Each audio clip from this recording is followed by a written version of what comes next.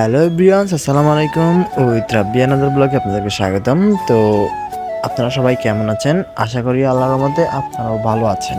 আমাদের এলাকাটি পুরা বন্যায় রূপান্তরিত হয়েছে, যে কারণে দেখছেন যে মানে এলাকায় রাস্তাঘাটের মধ্যে যে পরিমাণ পানি এবং হাঁটু সমান, এখন কম, কিন্তু বৃষ্টি যখন হয়েছিল তখন হাঁটু সমান পানি ছিল আর মানুষ চলাচল করতে খুবই অসুবিধা হয়।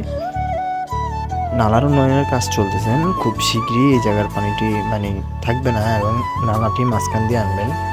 তো প্রচুর পরিমাণের বৃষ্টি হওয়ার কারণে রাস্তার মধ্যে পানি উঠে যায়, যে কারণে মানুষের হাঁটাচলা করতে অসুবিধা। আর এটি হচ্ছে আমাদের উজ্জ্বল দাস সেলুন। আর এটি হচ্ছে উজ্জ্বল দাদার ভাতিজা, ওনার ভাইয়ের ছেলে। ও একটু ভিডিও দেখে লজ্জা পাইলো।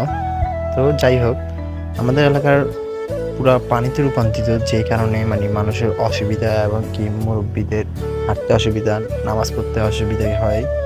তো আশা করছি খুব শীঘ্রই আমাদের সমস্যাটি সমাধান হবেন। কিন্তু এখানে নালার মধ্যে একত পাহাড়ের বালু, আর দ্বিতীয়ত হচ্ছে যে পাইপ থাকার কারণে ময়লা জমে যায়।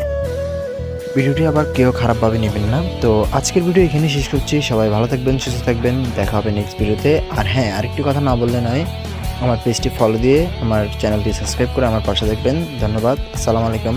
দেখা হবে নেক্সট ভিডিওতে। Good bye.